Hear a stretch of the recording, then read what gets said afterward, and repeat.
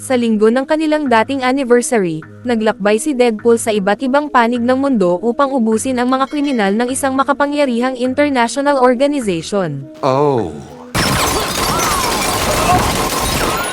Hit it, Dolly.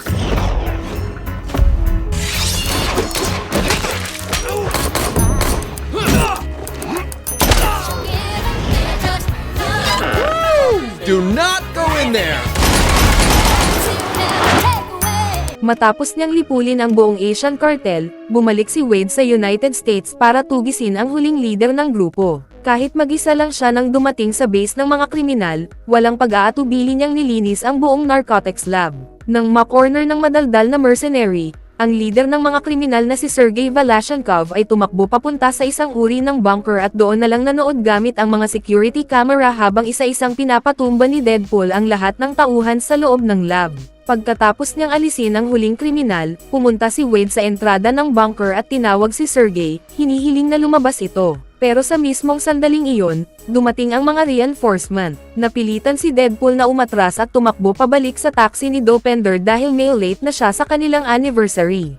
Inutusan niya si Dopinder na ihatid siya pauwi kung saan naghihintay si Vanessa para ipagdiwang ang espesyal na araw nila. Ibinigay ni Wade sa kanyang girlfriend ang isang arcade token, souvenir mula sa una nilang date. Bilang kapalit, iniabot naman ni Vanessa ang kanyang birth control na nasa loob ng isang kahon, senyales na handa na siyang magkaroon ng anak. Masayang-masaya sa ideyang magiging mga magulang sila, nagsimulang pag-usapan ng dalawa kung ano ang magiging pangalan ng kanilang baby. Biglang napansin ni Wade na may tao sa labas, kaya agad niyang sinabi kay Vanessa na magtago. Dahil doon, nakaiwas siya sa tama ng shotgun blast na pinaputok ng mga intruder sa door latch. Ilang sandali pa, pumasok sa apartment ang mga thugs na naunang dumating para tulungan si Sergey at walang habas na nagpaputok sa kung saan-saan. Pero isa-isa silang inubos ni Wade gamit ang mga kitchen knife. Matapos niyang patumbahin ang lahat ng kriminal, tinawag niya si Vanessa at sinabing tumayo na. Nakahinga siya ng maluwag nang makitang wala itong kahit anong sugat. Ngunit sa sandaling lumabas si Vanessa mula sa likod ng couch, biglang sumulpat si Sergey sa pintuan at binaril si Deadpool. Sumablay ang bala sa target at tumama mismo sa puso ni Vanessa. Agad tumalon si Wade palabas ng bintana ng apartment at hinabol si Sergey. Ngunit sa gitna ng kalsada, nabangga siya ng sasakyan, na nagbigay ng pagkakataon para makatakas ang bandit. Sa kabutihang palad, ilang metro lang ang layo, isang pickup truck ang bumangga sa kotse ni Sergey at agad itong tumirek. Desperado, sinubukan ng lalaki na paandarin muli ang sasakyan pero nabigo siya. Doon siya naabutan ni Wade, at sa gitna ng kalsada ay niyakap niya ito ng mahigpit hanggang sa pareho silang masagasaan ng isang ambulansya. Matapos ang pagkamatay ni Vanessa, tuluyang nalugmok si Wade sa matinding kalungkutan. Araw-araw siyang umiinom ng sobra at gumagamit ng masasamang substance. Pagkalipas ng 3 buong araw sa bar, pumunta siya sa dati niyang bahay kung saan niya muling nakilala si Al, ang bulag na babaeng dati niyang kasama sa tirahan. Dahil sa guilt sa nangyari kay Vanessa, humiga si Wade sa sahig at nagsimulang magluksa sa lahat ng nangyari, habang pilit siyang pinapayuhan ni Al. Pero gaya ng dati, binaliwala ni Deadpool ang lahat ng sinasabi nito at sinubukan niyang kitilin ang sariling buhay sa iba't ibang paraan. Matapos mabigaw sa pagtalon sa kulungan ng bear at sa pagpapasabog ng sarili kasama ang apartment, napunta si Wade sa isang uri ng purgatorio kung saan nakaharap niya ang kaluluwa ni Vanessa. Sa wakas ay muli niya itong nakita, at sa sobrang saya ay sinubukan niyang abutin ang babae. Ngunit napagtanto niyang may tila isang invisible wall na naghihiwalay sa kanilang dalawa. Gusto niya itong mahawakan kahit isang beses pa, kaya paulit-ulit niya itong tinawag.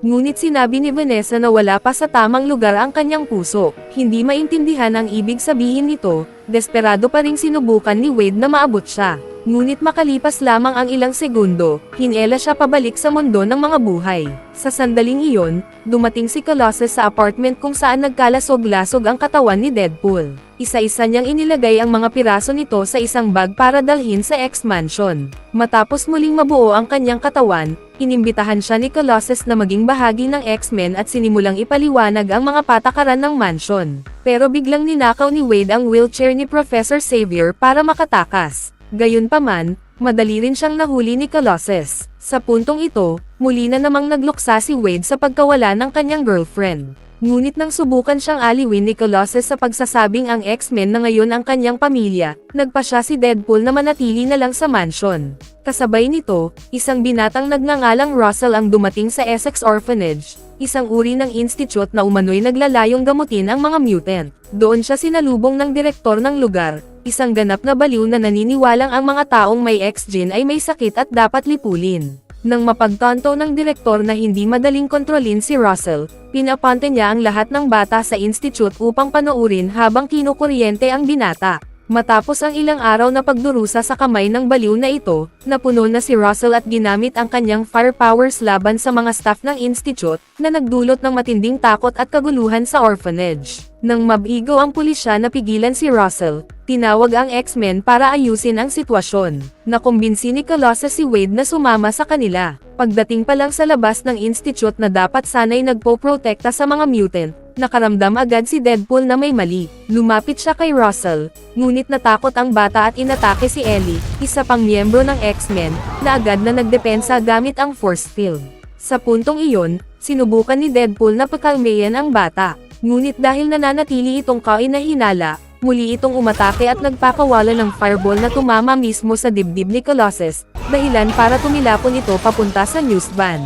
Doon tuluyang napagtanto na ang bata ay isang tunay na banta. Binunot ni Deadpool ang kanyang mga armas at sinubukang isuko si Russell, ngunit pinigilan siya ni Colossus at pinaalalahanan na ang unang patakaran ng X-Men ay huwag kailanman kumitil ng buhay, kahit pakarapat-dapat ang isang tao. Sa unang pagkakataon sa buhay niya, sinubukan ni Deadpool na sundin ang patakaran. Ibinaba niya ang kanyang mga baril at dahan-daang lumapit kay Russell upang makuha ang tiwala nito. Ngunit sa mismong sandaling malapit na siya, lumabas ng institute ang direktor na parang walang nangyari, dahilan para muling mawalan ng kontrol ang bata. Sa matinding galit, inatake ni Russell si Deadpool, at bumagsak siya diretso sa isang silid sa ikatlong palapag ng institute. Pagod na sa pabago bagong asal ni Russell, tumalon si Deadpool mula sa ikatlong palapag at inihagis ang isa sa kanyang katana sa direksyon ng bata, na tumama mismo sa noo nito. Nawalan ng malay si Russell, at agad siyang nilagyan ng mga pulis ng power neutralizing collar upang hindi na niya magamit ang kanyang mga kakayahan. Nang mawalan ng kakayahang lumaban si Russell, nagpasalamat ang direktor ng institute kay Deadpool para sa umano'y kabayanihang ginawa niya at sinabing mula ngayon ay ang kanyang mga tauhan na ang bahala sa bata. Ngunit nakiusap si Russell na arestuhin na lang siya o dalhin kahit saan, huwag lang doon. Dahil sa kakaibang sitwasyon, pinigilan ni Deadpool ang mga empleyado na hawakan ang bata at sinimulan niyang suriin ito. Doon niya napansin ang mga marka ng pananakit sa leeg ni Russell. Pagkakita sa mga sugat, tinanong niya kung ang mga ito ba ang may gawa noon, at kinumpirma naman ito ng bata. Tumayo si Deadpool at nagsimulang magsalita, sinasabing ayaw na niyang maging bayani habang buhay. Tinapos niya ang kanyang sinabi sa pamamagitan ng pagbaril ng headshot diretso sa noo ng isa sa mga empleyado. Kaagad pagkatapos nito, upang makaiwas sa mga bala, nagtago ang direktor at ang iba pang empleyado ng institute sa likod ng isang kotse, hanggang sa magawang pigilan ni Colossus si Deadpool. Hindi maintindihan ni Colossus ang nangyayari at nagbanta pa siyang kikitilan ang buhay ng anti-hero. Ipinaliwanag ni Deadpool na ginawa niya iyon dahil minamaltrato ang mga kabataan. Ngunit iginiit ng X-Men na hindi sila mga hukom at wala silang karapatang hatulan ang sinuman. Sa puntong iyon, nilagyan ng mga pulis si Deadpool ng neutralizing collar. Kasama si Russell, dinala siya sa icebox, isa sa pinakamalalaking kulungan para sa mga mutant sa buong United States. Sa loob ng icebox, sinabi ni Russell na dapat silang bumuo ng alyansa sa pinakamalakas na preso roon. Ipinaliwanag naman ni Wade na may isang halimaw sa ilalim ng kulungan na perpekto sana para doon, pero hindi muna nila dapat iyon pagtuunan ng pansin dahil nakablock ang kanyang powers dahil sa kwintas. Dahil dito, naging mortal muli si Wade at nagsimulang manghina dahil sa kanyang sakit, unti-unti siyang nauubos at lalong nanghihina araw-araw. Kahit dahan-dahan siyang nawawalan ng buhay, kailangan pa rin niyang mamuhay ng normal sa loob ng kulungan at ginugol niya ang kanyang mga araw kasama si Russell. Ngunit matapos silang masangkot sa gulo laban sa ibang mga preso at mabugbog siya dahil sa bata, napuno na si Deadpool. Sinabi niyang ayaw na niyang maging kaibigan si Russell, bagay na labis na nakasakit sa damdamin ng binata. Sa sandaling iyon, isang misteryosong lalaki ang nakakita ng ulat tungkol sa insidente sa Essex Institute at nagsimulang mag-assemble ng mga armas gamit ang kanyang futuristic technology. Nang maging handa ang lahat, sinalakay ng lalaki ang kulungan at matapos matukoy ang selda kung saan naroon sina Russell at Wade, nagsimula siyang sumulong papunta sa kanila, tinalo ang lahat ng security guard na hamarang sa kanyang daraanan.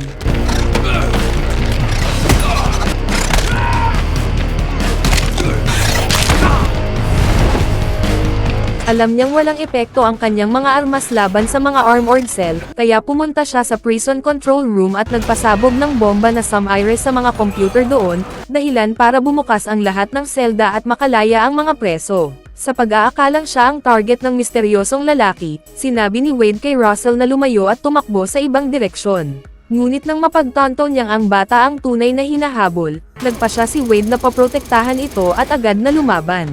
Kahit gusto niyang iligtas ang bata, labis na nanghihina si Wade at dehado siya dahil sa kanyang sakit. Habang naglalaban sila, nabaril ng lalaki ang collar ni Deadpool, na unti-unting nasira at nagbalik sa kanya ng kanyang immortality at regeneration. Sa pag-aakalang tuluyan ng natalo si Wade, lumapit ang misteryosong lalaki kay Russell at naghanda na itong patayin. Ngunit sa mismong sandaling paputok na siya, biglang tumayo si Deadpool at tumalon sa ibabaw ng lalaki, dahilan para pareho silang mahulog sa ikalawang palapag at tuluyang matanggal ang collar. Sa pag-aakalang wala na si Wade, ibinuhos ng kakaibang cyborg ang buong atensyon niya kay Russell at winasak ang sahig sa ilalim nito, dahilan para bumagsak ang bata sa ikalawang palapag, ngunit sa sandaling sumayad ang bata sa sahig. Ganap na nakabawi si Deadpool at sinimulang bugbugin ang estranghero gamit ang isang bakal na pamalo. Who are you? I'm Batman. Sinamantala ni Wade ang pagkakataon, inagaw ang baril ng kalaban at itinodo ito sa full power, saka nagpaputok ng isang bala na nagpatalsik sa lalaki palayo. Pagkatapos, nilapitan niya ang kalaban at hiniling na magpaliwanag ito. Ngunit ang sagot lamang ng lalaki ay Cable ang pangalan niya at galing siya sa future. Sa sandaling iyon, gumamit ang lalaki ng isang magnetism device upang hilahin pabalik sa kanya ang baril, at nagpaputok siya sa kisame. Bumagsak ang isang mabigat na steel structure na muntik nang tumama kay Wade. Determinado na pigilan siya, muling sinugod ni Deadpool si Cable at nauwi ito sa isa pang matinding laban. Kahit na ibalik na ang kanyang powers, nabali ang braso ni Wade at nabutas ang kanyang hita. Tumanggap pa siya ng isang napakalakas na suntok na nagpalipad sa arcade token ni Vanessa. Matapos manalo sa laban, kinuha ni Cable ang token bilang souvenir.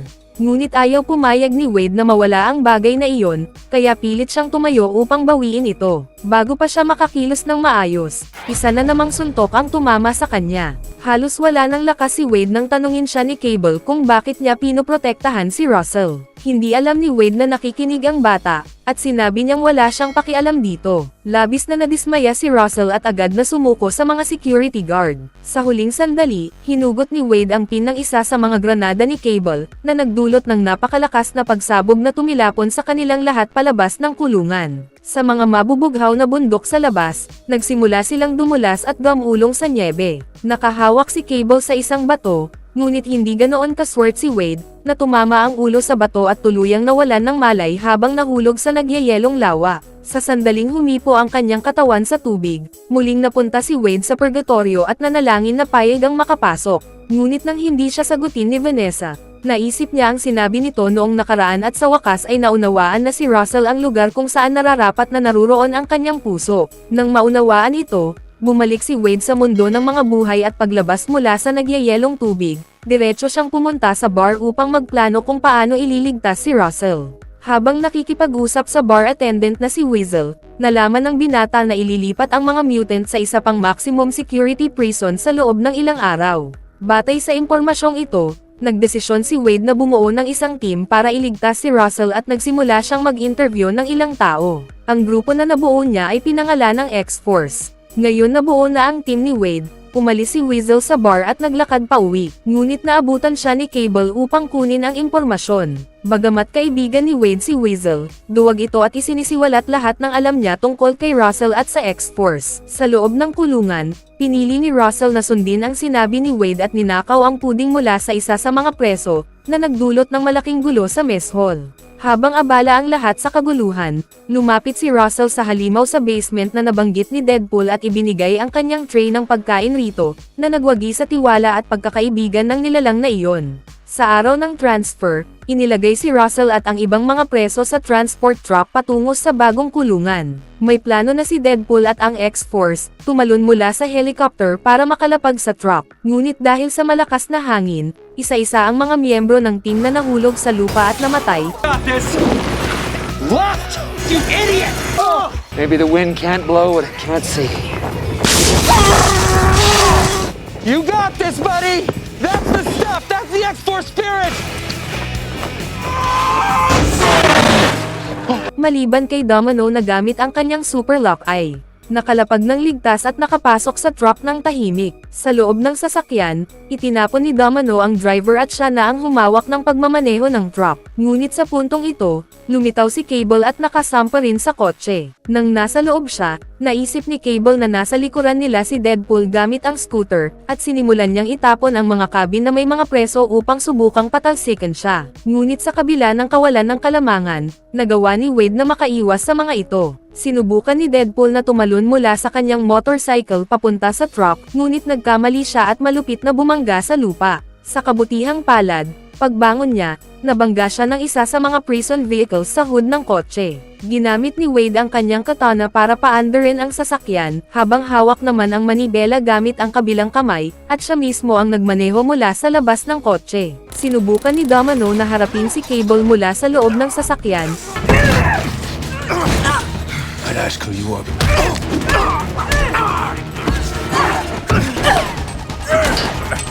ngunit madaling natalo. Nang malapit na siyang patayin ng kontrabida, sa huling sandali ay naabutan ni Deadpool ang truck at nailigtas siya. Pagkatapos, humingi ang madaldal na mercenary ng kanyang jeep pabalik at nagsimula silang magtunggali, habang si Domino ay bumalik sa likod ng manibela.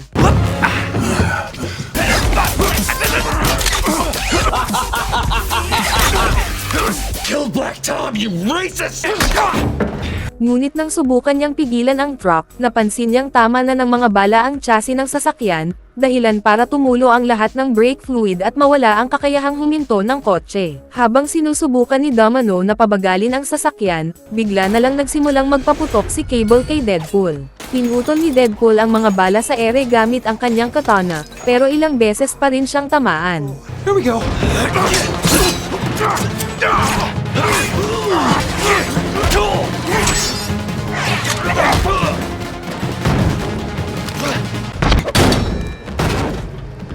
Sa sandaling iyon, nagawang buksan ni Russell ang pinto ng kanyang cabin gamit ang isang panulat na nakatago sa kanyang damit. Habang magkasagupa si Cable at Deadpool, lumapit siya sa selda ng halimaw at pinakawalan ito. Sa wakas, lumabas ang nilalang na pinangalan ng Juggernaut at tinukpok ang lupa ng napakalakas na bumuo ng crater sa kalsada, dahilan para matamba at ma-overturn ang truck. Pagkatapos nilang bumagsak sa lupa, lumabas si Juggernaut mula sa selda at lumapit kay Deadpool, na parang hinati ang katawan niya sa dalawa na parang simpleng candy bar. Nawalan ng mga binti si Deadpool at sinubukan pang humingi ng paumanhin sa kanyang mga sinabi, ngunit sinabi ni Russell na hindi na niya kailangan si Wade at ipagpapatuloy niya ang kanyang paghihiganti gamit ang tulong ni Juggernaut. Matapos ang dramatikong pamamaalam, umalis si Russell habang dinala ni Domino ang mga labi ni Deadpool sa apartment upang hintayin na muling mabuo ang kanyang mga binti. Habang naghihintay, dumating si Weasel at nagsabi na banta sa kanya si Cable. Sa sandaling iyon, pumasok ang kontrabida sa front door ng apartment. Bagamat inakala ng lahat na pupunta siya para patayin sila, humingi lang pala ng tulong ang time traveler. Ayon kay Cable, patayin ni Russell ang direktor ng Essex Institute, at kung mangyari iyon, magugustuhan niya ang kapangyarihan ng bagay at magiging supervillain. Sa ilang taon sa hinaharap, ang adult version ni Russell ay papatayin ang asawa at anak ni Cable. Sinabi rin ng lalaki na kaya sana niya si Russell ng mag-isa, pero dahil tumutulong na si Juggernaut, kailangan niya ng buong suporta para mapigilan ang bata. Sa puntong ito, tinanong ni Wade kung bakit hindi na lang bumalik si Cable sa timeline noong bata pa siya para madaling masolusyonan ang problema. Sagot ni Cable, may limitasyon ang kanyang temporal omnitrix at mayroon lamang itong dalawang charges. Dahil nagamit niya ang isa para dumating sa kasalukuyang panahon, isa na lang ang natitira para makabalik sa future. Alam ni Wade na kung pareho silang may pagkakataon, babalik din siya para iligtas si Vanessa. Pumayag si Wade na makipagtulungan kay Cable para harapin ang bagong kontrabida. Ngunit dahil ayaw niyang maranasan ang dugo ng kanyang kaibigan, humiling si Deadpool kay Cable na makausap muna si Russell bago ito tuluyang labanan. Napagtanto niya na kahit magkasama sila, hindi pa rin sapat ang kanilang lakas para labanan si Juggernaut. Hiniling ni Wade kay Dopinder na dalhin sila sa X-Mansion gamit ang taxi. Doon, humingi siya ng paumanhin kay Colossus sa pagkadismaya nito at ikinwento ang lahat tungkol kay Russell at kay Juggernaut. Ngunit tumanggi ang X-Men na tumulong dahil nananatili silang matigas ang paninindigan. Sinabi ni Deadpool na ang kanyang puso rin ay nasa maling lugar at kahit may maliit na pag-asa, bumalik siya sa taxi at nagpapatuloy patungo sa Essex Institute. Pagdating nila sa orphanage, napansin ni Wade ang teddy bear ni Cable na may sunog at tinanong kung bakit palaging daladala iyon. Sagot ng lalaki, ang teddy bear ay natabunan ng dugo ng kanyang anak na babae. Sa sandaling iyon, kumatok sa pinto ng Institute sina Russell at Juggernaut. Kahit na nandyan si Deadpool at ang X-Force 2.0 na sinusubukang kumbansihin si Russell na talikuran ang paghihiganti, winindang ng bata ang pinto at galit na naglakad patungo sa direktor. Habang sinusundan ng bata ang kanyang target sa loob ng Institute, nanatili sa labas sina Cable, Deadpool, at Domino, nakikipaglaban kay Juggernaut. Kahit na may super-powered weapons si Time Traveler at mahusay sa labanan ang trio, maliit lang ang nagagawa nila. Madali silang natalo ni Juggernaut kapag mag-isa.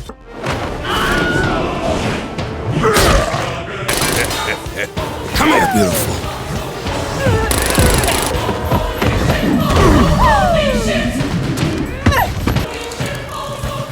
Si Domino ay tumira gamit ang grenade launcher sa mukha nito, pero halos walang epekto. Habang sinusundan nila si Juggernaut, muling nagkamalay si Deadpool at napagtanto na nagbago na ang isip ni Colossus at nagpasya na tulungan sila, dahil siya lamang ang kayang humarap kay Juggernaut. Tumakbo si Colossus patungo rito at tumamal ng diretsong suntok sa helmet nito.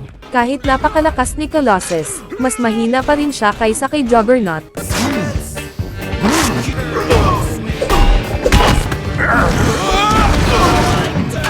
Kaya napilitan siyang gumamit ng maruming taktika para magkaroon ng kahit kaunting tsansa na manalo. Habang nakikipaglaban ang isang X-Men kay Juggernaut, pumasok si Domino sa Institute at nakipaglaban sa mga nurse upang iligtas ang mga bata. Pero dahil sa kanyang super lock, halos ginawang sarili nilang pagkatalo ng mga kontrabida, kaya wala nang hadlang sa kanya. Sinubukan ni Domino na ilabas ang mga bata mula sa Institute, pero dahil nasusunog ang mga exit, na-trap sila. Nang subukang hampasin si Colossus, itinapon ni Juggernaut ang isang bus sa bintana, na naging rampa para makalabas sila. Kasabay nito, pinatay ni Wade at Cable ang mga nurse sa labas at sa wakas ay narating nila si Russell. Kahit na humarap si Deadpool sa direktor para protektahan siya, hindi nag-atubili ang bata at ginamit ang kanyang kapangyarihan upang atakihin sila. Napilitan si Cable na gamitin ang kanyang shield para ipagtanggol sila. Nang mapagtanto ni Cable na determinado si Russell na tapusin ang kanyang paghihiganti, hinawakan niya ang kanyang baril at naghanda na patayin ang bata. Ngunit pinigilan siya ni Deadpool at sinabi na may oras pa, at sinubukan nilang pigilan si Russell nang hindi nasasaktan. Dumating sina Ellie at Yuki sa Institute at agad na tumulong kay Colossus sa laban.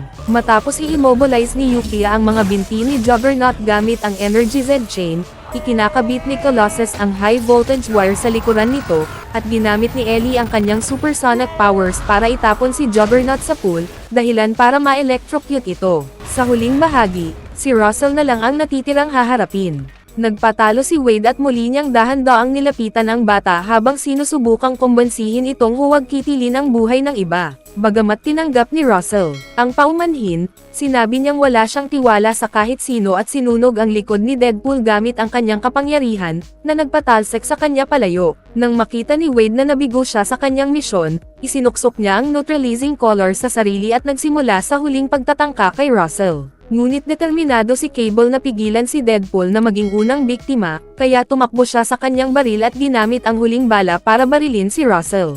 Sa sandaling iyon, napagtanto ni Wade ang intensyon ni Cable at tumalon sa harap ng projectile, na tumama sa kanyang puso. Nang makita ni Russell na isinakripisyo ni Deadpool ang sarili para sa kanya, naunawaan niyang naging bulag siya sa galit at nagsisi sa lahat ng nagawa niya. Agad na nawala ang mga bakas ng dugo sa teddy bear na dala ni Cable, tanda na nabago na ang hinaharap at nailigtas ang kanyang pamilya. Alam ni Wade na kung ipagpapatuloy niya ang pagsusuot ng necklace, malapit na siyang mamatay. Sinubukan ni Colossus na alisin ang kwintas sa leeg ni Deadpool, ngunit tumanggi si Wade, sabay sabi na natapos na ang kanyang layunin at ang kanyang puso ay nasa tamang lugar na. Sa kanyang huling sandali, nagpapaalam si Wade sa bagong X-Force, lalo na kina Cable at Russell. Matapos magpaalam sa lahat, bumalik siya sa purgatorio at sa wakas ay naabutan si Vanessa matapos ang matagal na paghihintay. Ngunit sinabi niya na hindi pa ito ang kanyang oras sa Earth. Nagdesisyon si Cable na baguhin ang kapalaran ng madaldal na mercenary at ginamit ang huling charge ng kanyang relo upang bumalik sa oras nang dumating sila sa Essex Institute. Sa labas ng orphanage, sinamantala ni Cable ang pagkakataon. Tinanong ni Wade ang tungkol sa teddy bear at inilagay ni Cable ang arcade token ni Vanessa sa direksyon kung saan tatama ang proyektil. Sa ganitong paraan, nang muling tumalon si Wade upang iligtas si Russell, tumama ang bala sa token na sumipsap sa buong impact. Pagkakita sa bagay, agad na naunawaan ni Wade ang ginawa ni Cable at sinabi na hindi na siya makakabalik sa future.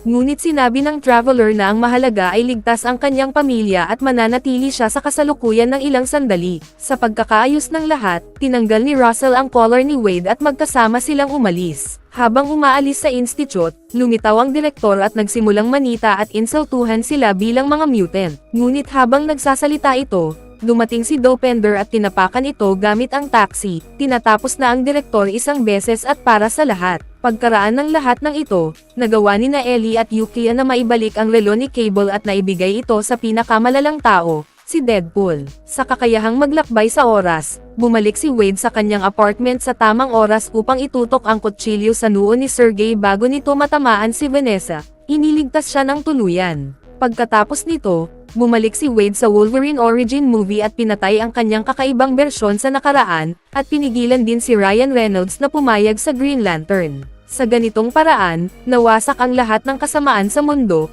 at nakapamuhay si Wade ng payapa, kahit hanggang sa muli niyang magkamali. Ano sa tingin mo sa pelikulang ito? Ipaalam sa amin sa comment sa ibaba. Bago tayo magtapos ay isa-shoutout muna natin si Natural Arellano, Renz Marcelo, Jomar Camanian, Reyeng Ada Simbajan, Kayan Sean Vera, Eric Zon Arizo, Ninek Gamers, Rafi Desen, Aguilas Decua from Valenzuela City Abalos Bukid, Junlix Nadela from City of Naga Cebu, Junaira Sangko from Orani Bataan, at Susan Zafra Manduez Hepolan from Purok Walong New Sibungana Bunturan Davao de Oro. Mag-subscribe na kung hindi ka pa nakasubscribe, pindutin na rin ang notification bell at like button para sa marami pang movie recap katulad nito, at mag-iwan ng comment down below.